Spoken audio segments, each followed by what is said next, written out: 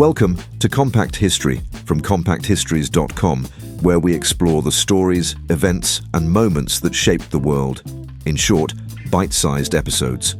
This is episode 111, The History of Trading Cards. The story of trading cards begins not with sport, superheroes, or shiny foil, but with advertising and a problem. In the late 19th century, manufacturers were locked in fierce competition for brand loyalty, particularly in industries like tobacco, soap, and foodstuffs. Packaging needed to survive rough handling, and flimsy paper packets were easily crushed in pockets and bags. The solution was practical rather than playful. Stiff cardboard inserts placed inside products to reinforce the packaging. What followed was entirely accidental. These early inserts, known as trade cards, were not designed for collecting in any formal sense. They were miniature advertisements, often lavishly illustrated, promoting everything from cigarettes to sewing machines. Companies such as Allen and Ginter and Goodwin and Company led the way, commissioning colourful lithographs that depicted actors, animals, landmarks, and occasionally sportspeople. The imagery was deliberately eye-catching because the card was often the first thing a customer noticed after opening a packet. Sport entered the picture gradually. In the 1880s, American baseball players began appearing on tobacco cards, not because anyone thought they would become valuable, but because they were recognizable faces in an increasingly mass media-driven society. Baseball was growing rapidly as a spectator sport, and featuring players was simply good marketing. Cards like these were disposable by design. Many were discarded without a second thought, which ironically is why surviving examples are now so rare. What made these early cards distinctive was their craftsmanship. Printed using stone lithography, they featured rich colors and intricate detail that would later disappear when mass production took priority over artistry. Sets were rarely numbered or formally organized, and consumers had no idea how many variations existed. Completion was not a goal because the concept of a set had not yet fully formed. That sense of open-ended discovery would later become central to the hobby. Children were not the intended audience, but they quickly became the most enthusiastic participants. Cards were swapped in schoolyards, pinned to walls, or tucked into scrapbooks. Adults, meanwhile, barely noticed the cultural shift taking place. What had begun as a marketing afterthought was quietly becoming an object of desire. By the turn of the 20th century, trade cards had laid the foundations for everything that followed. They established the link between products and personalities, normalized the idea of collecting multiples, and introduced scarcity through randomness rather than intent. Without meaning to, manufacturers had created the first chapter in a hobby that would one day span sports, film, television, and digital worlds, all traced back to a simple piece of cardboard meant to stop a packet from getting crushed. If trade cards were an accident, the next phase of trading card history was very much deliberate. By the early 20th century, manufacturers had realized that cardboard inserts were not just packaging reinforcements, but powerful incentives. The shift came when tobacco gave way to chewing gum and confectionery, opening the door to a younger audience and transforming trading cards from advertising curiosities into playground currency. In the United States, the interwar years saw the rise of gum cards, most notably through companies like Goody Gum Company, whose 1933 baseball set introduced brighter colors, thicker cardstock, and the now familiar pairing of sport and sweets. Gum was cheap, legal for children, and addictive in the harmless sense. Cards became the prize, the gum merely the delivery system. Children bought packs repeatedly, chasing missing players, often discarding the gum after a single chew. The collecting instinct had been fully activated. This period also introduced something revolutionary: standardization. Cards were now numbered, issued in defined sets, and produced in quantities large enough to be recognized nationally. The idea of completion took hold. No longer was collecting a happy accident, it was a challenge. Owning every card became a goal, not an afterthought, and manufacturers were quick to encourage the obsession. The true golden age arrived after the Second World War. Advances in printing technology made glossy finishes and sharper photography affordable, while the explosion of professional sport created a steady supply of stars. In the 1950s, Topps emerged as the dominant force, refining the formula with bold designs, statistics on the reverse, and bubble gum as a signature companion.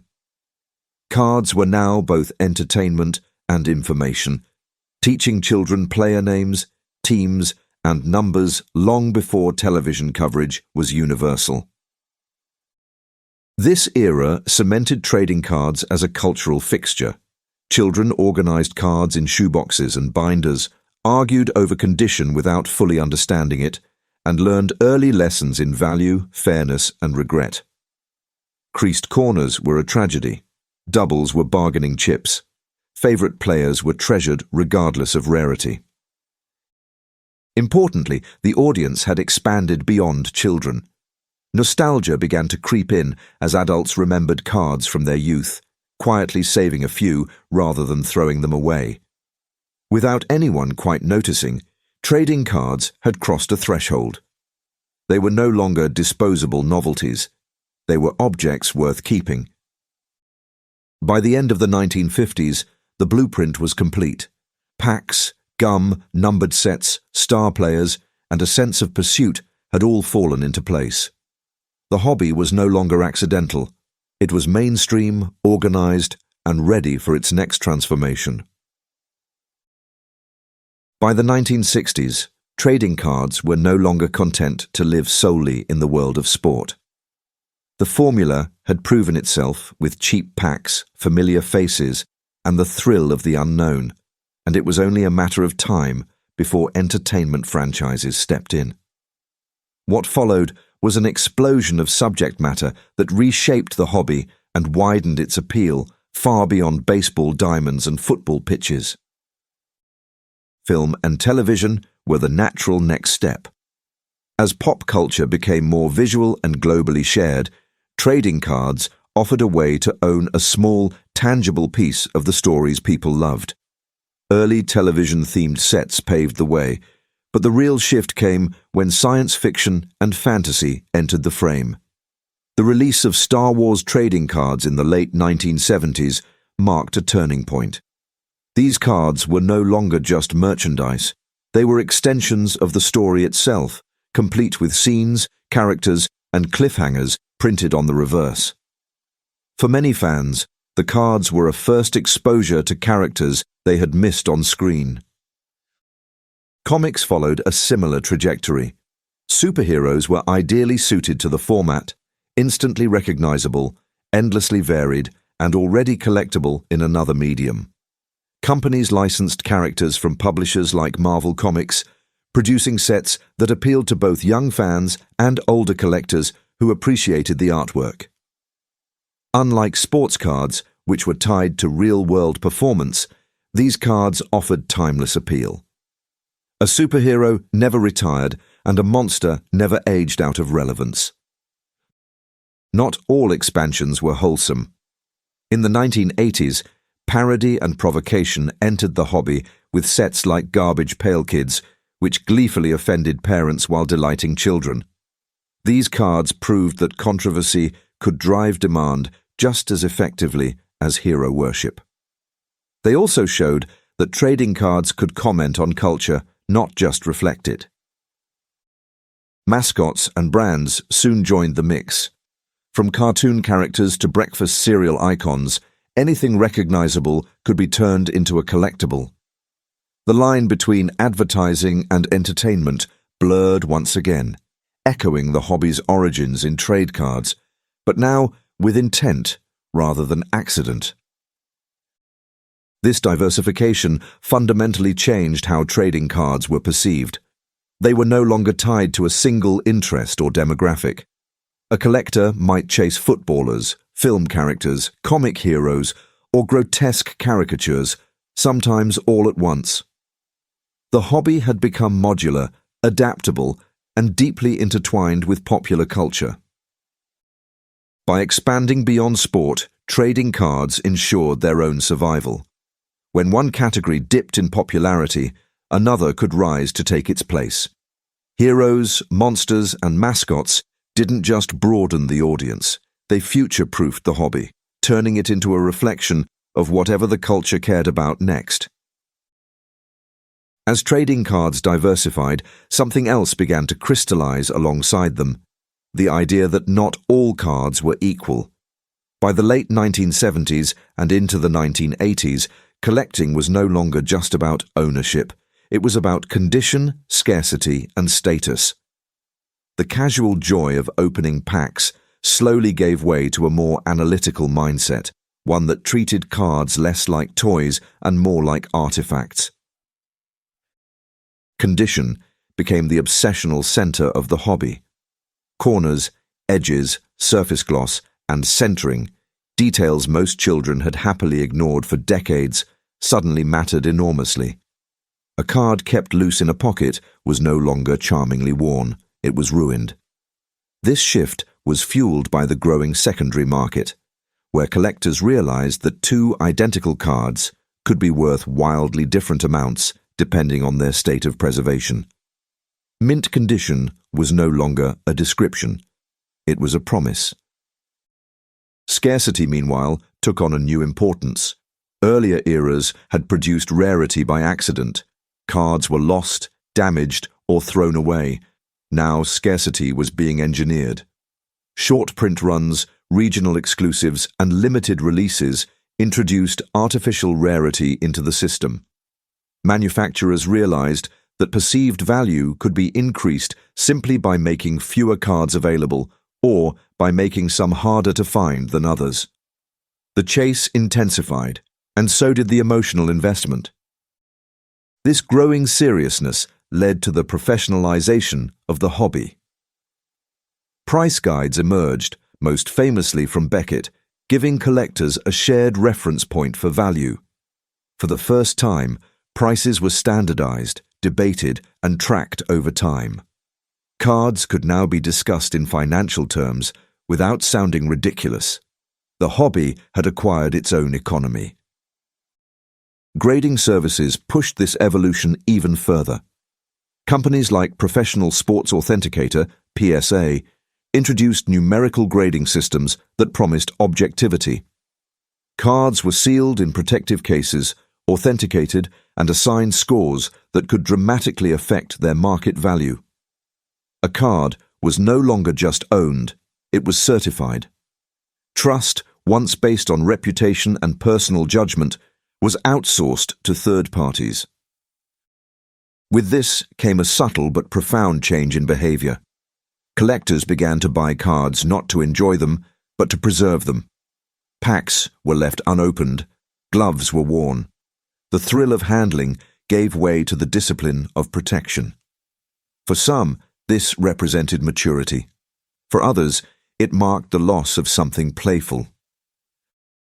By the end of this period, trading cards had fully crossed into the realm of serious collecting. The hobby now rewarded patience, knowledge, and restraint. What had started as a simple pleasure had become an obsession, governed by rules, numbers, and plastic cases. The collector mindset had arrived, and it was here to stay. By the late 1980s and early 1990s, trading cards had entered what many collectors now refer to, with a mixture of affection and trauma, as the speculation era. The collector mindset was firmly in place, prices were rising, and a dangerous assumption took hold, that cards would always go up in value. Manufacturers responded by printing more cards than ever before, and the hobby quietly set itself up for a fall. This period was defined by overproduction. Card companies, sensing endless demand, flooded the market with enormous print runs. Almost every card was saved, sleeved, and stored, often in pristine condition. The accidental scarcity of earlier eras vanished overnight. Ironically, collectors were doing everything right, preserving their cards perfectly, and in doing so, destroying their future value. A card that exists by the million cannot be rare, no matter how carefully it is protected. Speculation drove behavior.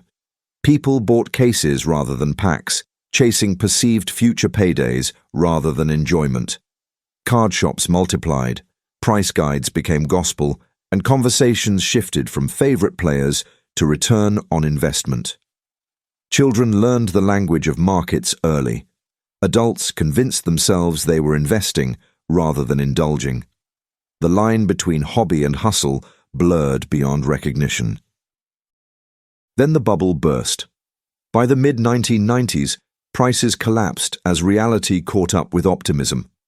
Collections once thought to be nest eggs were suddenly worth a fraction of their imagined value.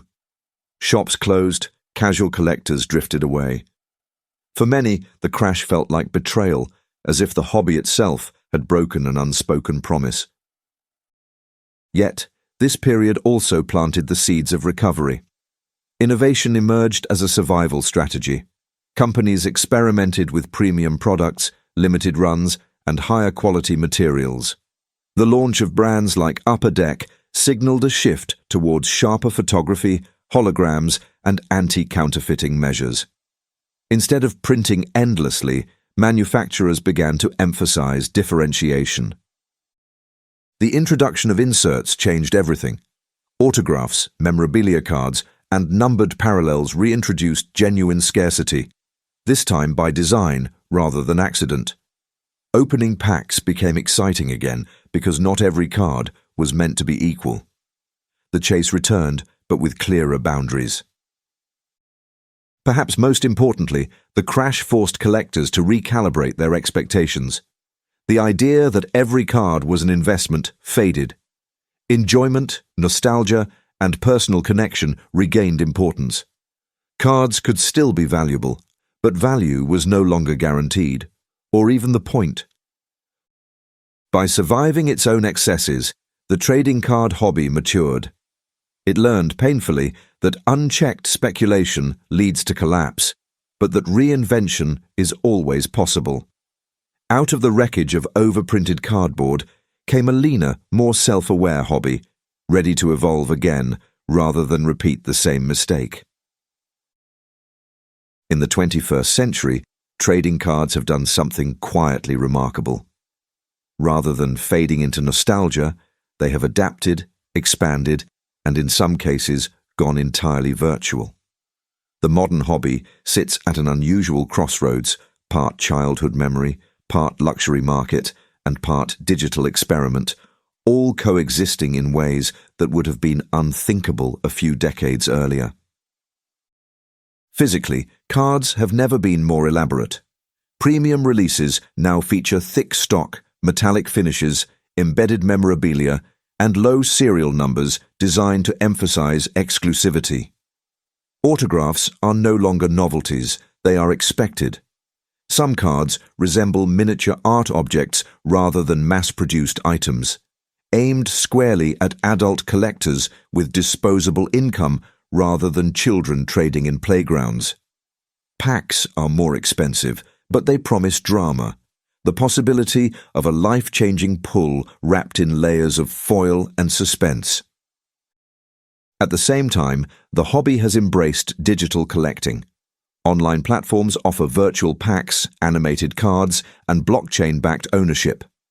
The rise of NFTs briefly pushed digital cards into the cultural spotlight, blurring the line between collecting and speculation once again. While the frenzy has cooled, the underlying idea remains influential: ownership without physical possession. For some collectors, this feels like evolution. For others, it feels like heresy. A card you cannot bend, crease, or accidentally ruin challenges everything the hobby was built on. Pop culture continues to drive new audiences into the fold. Franchises like Pokémon have demonstrated astonishing longevity, bridging generations and proving that trading cards can function as games, collectibles, and cultural touchstones all at once. Meanwhile, sports cards have benefited from social media, where box breaks, live pulls, and reaction videos turn private moments into public entertainment. The act of opening a pack is now considered content in its own right. Perhaps the most significant shift is cultural rather than technological. Trading cards are no longer niche. They are discussed alongside art, sneakers, and watches as alternative collectibles. Auction houses list headline cards. Museums curate exhibitions. Celebrities openly collect. What was once dismissed as childish has been reframed as culturally meaningful and sometimes financially serious. Yet at its core, the appeal remains unchanged. A trading card is still a small rectangle that represents something larger, a hero, a memory, a moment frozen in time. Whether physical or digital, cheap or expensive, the thrill lies in connection to a player, a story, or a younger version of oneself. The history of trading cards is not a straight line from past to present. It is a cycle of invention, excess, correction, and reinvention. That cycle continues today. As long as people care about stories, idols, and the joy of the unexpected, trading cards will find new ways to exist, even if the cardboard itself eventually becomes optional.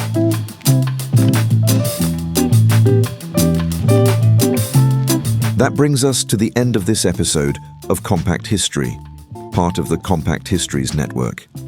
If you enjoyed it, please follow or subscribe wherever you're listening so you don't miss any future episodes, and consider leaving a rating or review, as it really helps new listeners find the show.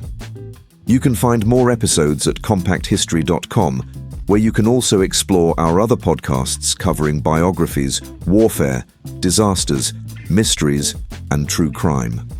You can also follow us on Facebook, Instagram, and Pinterest. Finally, please consider supporting the show directly by buying us a coffee. Head on over to compacthistories.com/historycoffee to see how. Thanks for listening, and I'll see you next time.